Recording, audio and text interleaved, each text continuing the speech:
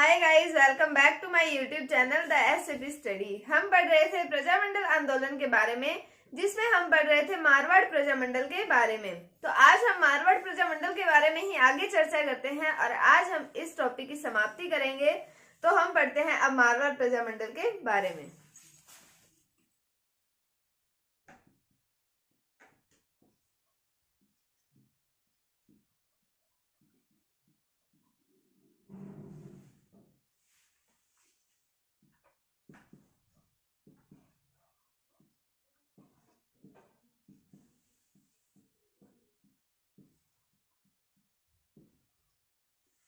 हमने जब प्रजामंडल आंदोलनों की शुरुआत के बारे में पढ़ा था, तब हमने पढ़ा था 1938 ईस्वी में भारतीय राष्ट्रीय कांग्रेस का अधिवेशन हुआ था, जिसे कहा जाता है हरिपुरा अधिवेशन।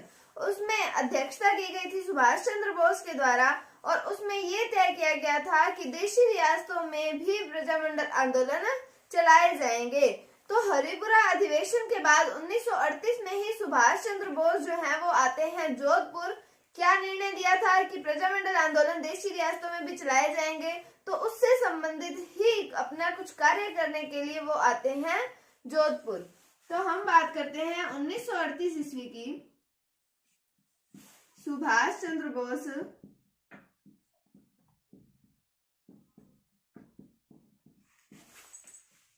जोधपुर आए। ये कब आए? हरिपुरा अधिवेशन के बाद।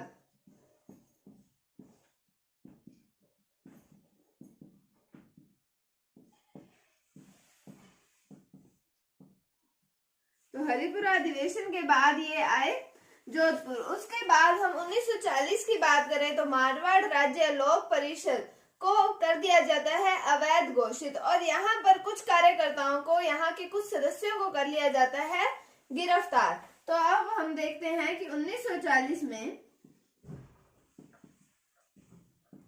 मारवाड़ राज्य लोक परिषद को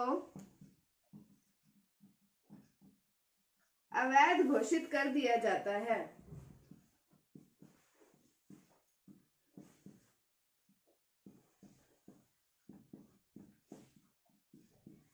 और यहाँ के कुछ कार्यकर्ताओं को कर लिया जाता है गिरफ्तार। अब हम उन कार्यकर्ताओं के नाम देखते हैं। तो नाम आते हैं रणछोड़ दास गट्टानी,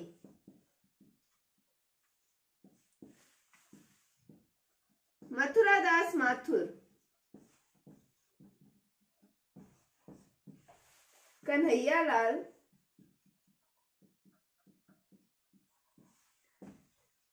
आदि सदस्यों को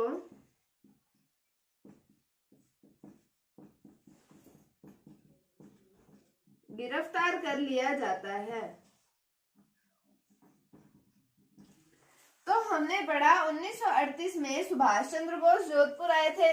हरिपुरा अधिवेशन के बारे में हमने पढ़ा था पिछली वीडियो में। अगर आपने वो वीडियो अभी तक नहीं देखी है तो पहले आप जाकर उन वीडियो को देखें, फिर आपको ये आगे समझ आ जाएगा। तो सुभाष चंद्र बोस जोधपुर आए हरिपुरा अधिवेशन के बाद। और फिर 1940 ईस्वी की बात की हमने मारवाड़ राज्य लोक परिषद के बारे में कि इसको अवैध घोषित कर दिया गया प्रशासन के द्वारा और यहाँ के कुछ सदस्य रणछोड़ दास गट्टानी, मथुरा दास माथुर, कन्हैया लाल आदि सदस्यों को कर लिया गया गिरफ्तार।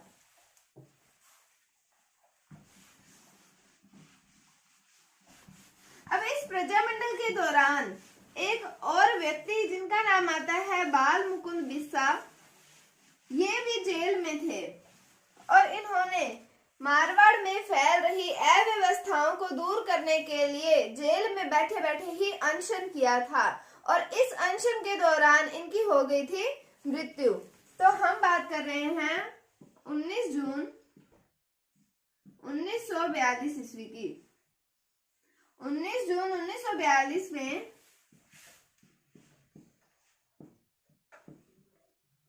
बाल मुकुंद बिस्सा ने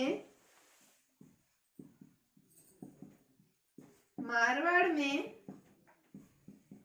फैल रही अव्यवस्थाओं को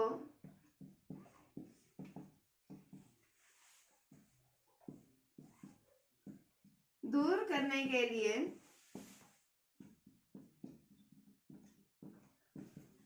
अनशन किया। ये किया था इन्होंने जेल में ही किया था और इस अनशन के दौरान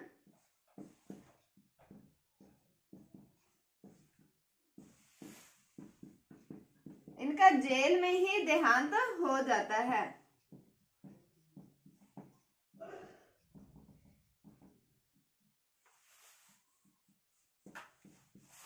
तो हमने बात की 19 जून 1942 ईस्वी की बाल मुकुंद बिस्सा के बारे में बात की। तो हमसे अगर पूछा जाए कि मारवाड़ प्रजामंडल में वे कौन से व्यक्ति थे जिनके द्वारा अनशन किया गया था, तो उनका नाम आता है बाल मुकुंद बिस्सा।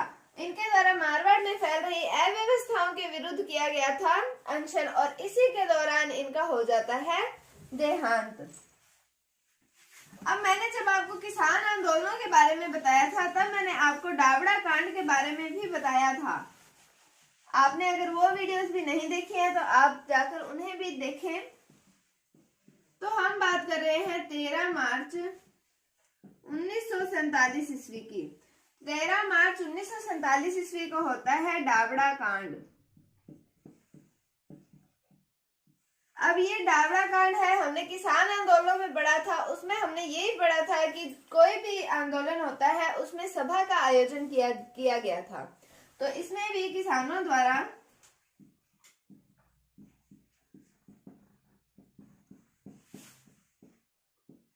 सभा का आयोजन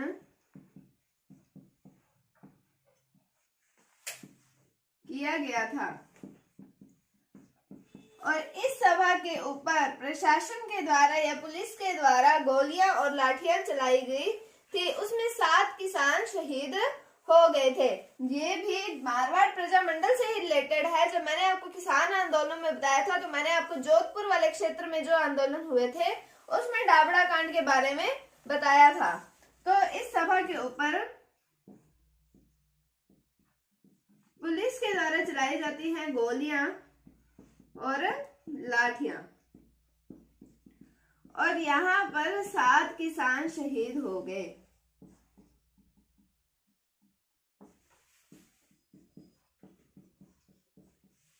यहाँ पर 7 किसान मारे गए थे। कौन से कांड में? डावड़ा कांड में। कब हुआ? 13 मार्च 1947 ईस्वी को किसानों द्वारा सभा का आयोजन किया गया जोधपुर वाले क्षेत्र में ही और यहाँ पर पुलिस के द्वारा गोलियां चलाई गई और लाठियां चलाई गई जिसमें 7 किसान मारे गए थे।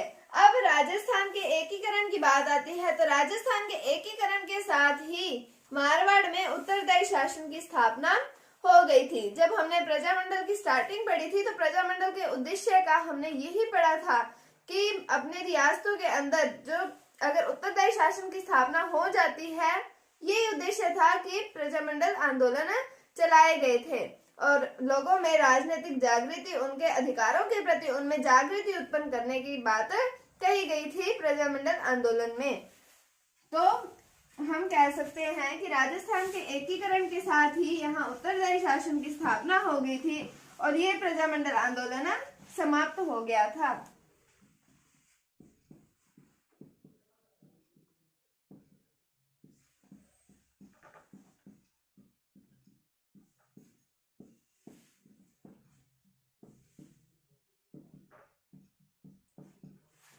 राजस्थान एकीकरण के साथ ही यहाँ उत्तरदायी शासन की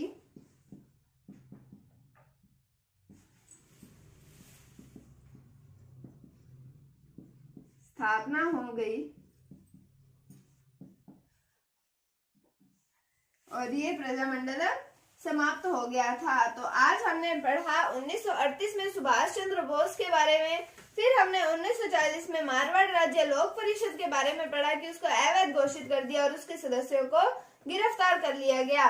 फिर हमने 19 जून 1942 ईस्वी में बाल मुकुंद बिस्सा के अनशन के बारे में पढ़ा था और 13 मार्च 1947 के डावड़ा कांड के बारे में पढ़ा जिसमें 7 किसान शहीद हो गए और यहाँ पर उत्तरदायी शासन की स्थापना भी हो गई। तो ये तो था मारवाड़ प्रजामंडल के बारे में। अगला प्रजामंडल जो हम पढ़ेंगे वो आता है कोटा प्रजामंडल। कोटा प्रजामंडल में जैसे हमने यहाँ पर मारवाड़ प्रजामंडल में जयनारायण व्यास की भूमिका के बारे में पढ़ा था, वहां पर जो व्यक्ति आएंगे उनका नाम आता है पंडित नैनूराम शर्मा। उसमें हम प्रजा प्रतिनिधि सभा के बारे में बात करेंगे, फिर कोटा प्रजामंडल की स्थापना के बारे में बात करेंगे। सेम यही प्रोसीजर हर प्रजामंडल के अंदर ही चलता है। तो उम्मीद है आपको आज का टॉपिक समझ आया होगा। अगर आपको वीडियो थोड़ी सी भी अच्छी लगी है तो इसे लाइक कीजिए, शेयर कीजिए और चैनल पर नए हैं तो इसे सब्सक्राइब जरूर कीजिए। अगर आपको इसमें कोई भी डाउट है तो आप कमेंट सेक्शन में पूछ सकते हैं। Thank you, thanks for watching, bye bye.